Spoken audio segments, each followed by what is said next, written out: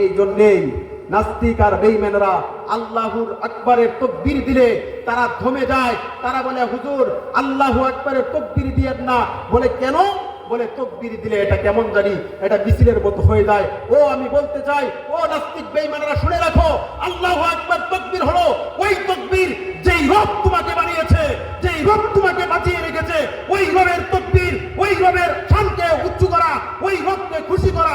দুনিয়ার পুরো তন্ত্র মন্ত্র মানুষকে খুশি করার নাম আল্লাহু আকবার।